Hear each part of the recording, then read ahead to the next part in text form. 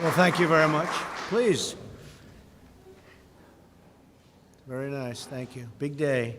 It's my pleasure to welcome you all to the beautiful, great White House and to host this magnificent showcase of America's incredible small businesses. I just got to witness some beautiful product. Today we received outstanding news from all over our country, really. The United States economy has added almost 5 million new jobs in the month of June. That's shattering all expectations and shattering all records, historic records. History of our country, we've never added anywhere near that. And last month we also broke the record, but now we shattered it much higher than even last month. This is the largest monthly jobs gain in history. We added 2.1 million leisure and hospitality jobs, 740,000 retail jobs, 568,000 education jobs and healthcare jobs, 357,000 service jobs, and very importantly to me, because you know what's happening with manufacturing, we're bringing it back because we've made incredible trade deals. So manufacturing jobs are coming back, and we added 356,000 manufacturing jobs. Incredible numbers, all records. African-American workers made historic gains, the likes of which we've never had before, with 404,000 new jobs in June. That's a record, and that's the highest number ever. We had 700,000 new jobs over the last 2 months for African-American workers. That's the highest ever, and both months are the highest. We shattered last month's record. That was a record, and we shattered it. Hispanic employment is up by 1.5 million jobs. Great businessmen and women, and they're up 1.5, think of it, million jobs. Hispanic. 80% of small businesses are now open. New business applications have doubled since late March. America's economy is coming back much stronger than ever anticipated by most people, almost all people. Because these numbers were, even the most optimistic people, these numbers are being doubled and tripled over what they thought would be possible. We're grateful to be joined today by Secretary of Commerce Wilbur Ross. Thank you very much, Wilbur. Thank you very much. You're doing a great job. Every company here today embodies true American excellence. Your stunning craftsmanship, I just witnessed some of it. It's incredible. It's treasured and prized all over the world. The product you make is like none other.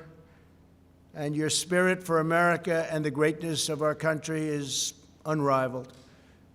With us are workers who make decorative American flags from Virginia, fly fishing reels from Florida, grills from Illinois, pies from North Carolina look very good to me, coffee from Oklahoma, ice cream from Maryland, and sunscreen and baseball bats from Texas. With unmatched skill and devotion, you make the goods and build the products that proudly bear the wonderful phrase, made in the USA. You're seeing that more and more, made in the USA. We're bringing our jobs back because of trade deals. We have great trade deals, and jobs are coming back. And we have a lot of great trade deals right now under negotiation. We got to get them done as quickly as possible. The small businesses represented in this room continue a great and noble American heritage. Your entrepreneurs, artisans, creators, craftsmen who forged your own path, made your own products, and provide good-paying jobs for our citizens. Incredible jobs, incredible people, and they truly are artisans. And you're doing it all with American hands, American heart, and American pride. Several of these companies are entirely veteran-owned and operated. Especially as we approach Independence Day, I want to thank the courageous men and women who've served their country in uniform. We vow to honor your sacrifice by forever defending the rights, freedoms, and principles you risk your entire life to defend. Following the arrival of the plague from China, that's what it is. It's a plague, and it should have never happened. China should have never let that happen. But China did allow it to happen. We had just signed a brand new trade deal, and the ink wasn't even dry when this came over. But we raced into action to save our nation's small businesses. We passed over $3 trillion in historic relief measures, $3 trillion, think of that, including over $670 billion for the Paycheck Protection Program, a tremendous success, as you can see by the numbers, to keep small business workers on the payroll. I signed a bill providing federally funded paid sick leave and paid family leave for American workers, things that have never been done. We're allowing businesses to defer paying their income tax, and we expanded tax refunds very substantially. Thanks to our efforts and the incredible resilience of our nation's small businesses, and I really think we can add the foundation that we built. We built the greatest economy ever built, and that foundation was so strong that instead of coming weakly back or going in the other direction, because this is coming back and we haven't totally succeeded yet, we will soon, but we haven't killed all of the virus yet. And yet, you look at these numbers, and that's based on a very strong foundation that we built, a foundation like no other, a foundation that, had we not been attacked by this virus, this horrible virus, we were doing things and had things planned that nobody else had ever even thought of. Paying off debt, building numbers, the likes of which nobody's seen, and yet next year we'll be in a position where I believe, in a certain respect, I think we'll even be stronger than we would have been because of what we're doing. But only that strong foundation allowed us to be up here today talking about these record-setting job numbers and other numbers that we're producing. Because America's economy is now roaring back to life like nobody's ever seen before. Nobody's ever seen numbers like this. In May, retail sales surged by nearly 18%. That's a record. We recently saw the best 50-day increase in the history of the stock market.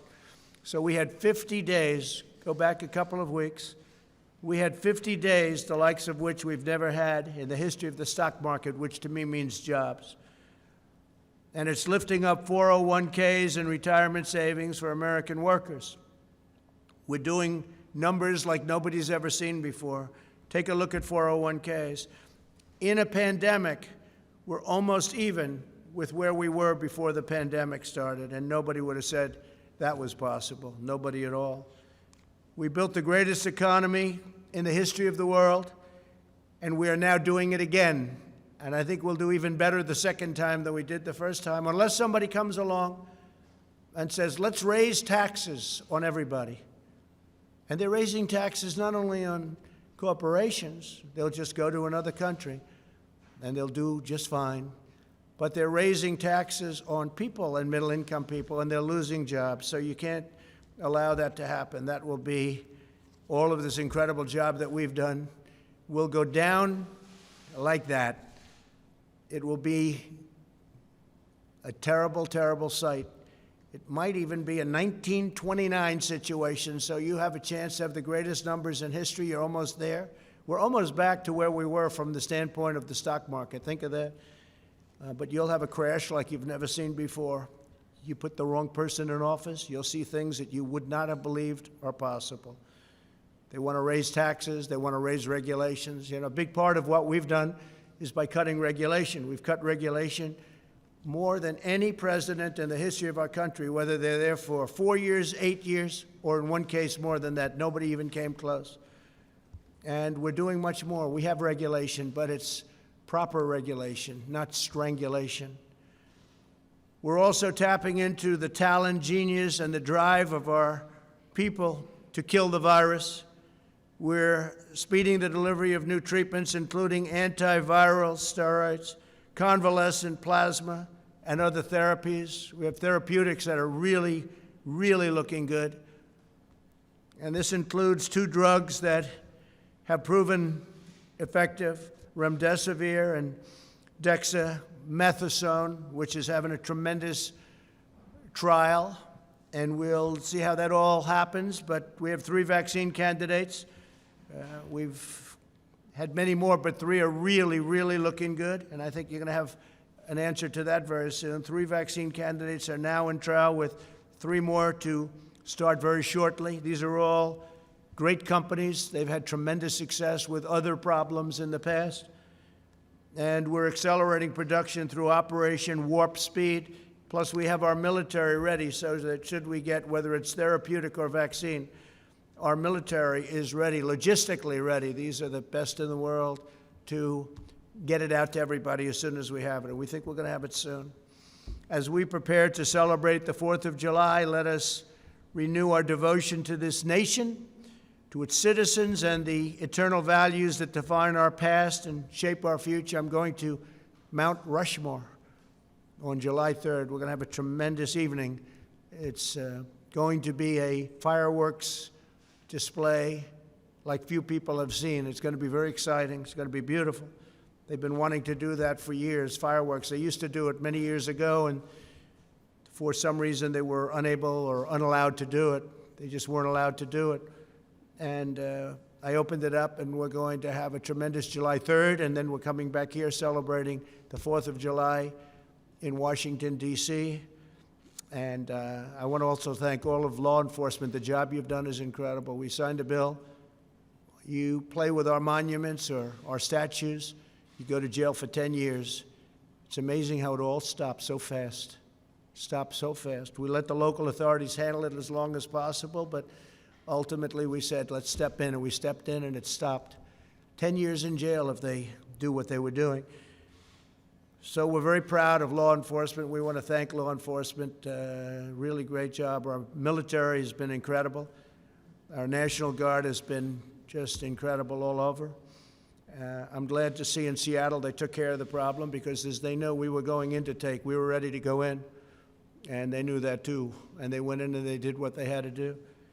We're a nation committed to equal and abundant opportunity for citizens of every race, color, religion, and creed. The American dream is the sacred birthright of every American child. And that's what we have, is we have the American dream. And nobody's going to shatter the American dream, not the anarchists, not the agitators, not the fools, not the looters. They're not going to have any impact on the national dream like no other. That's why we're here today, to ensure that every citizen can achieve their dream, achieve their destiny, and realize their full and extraordinary potential.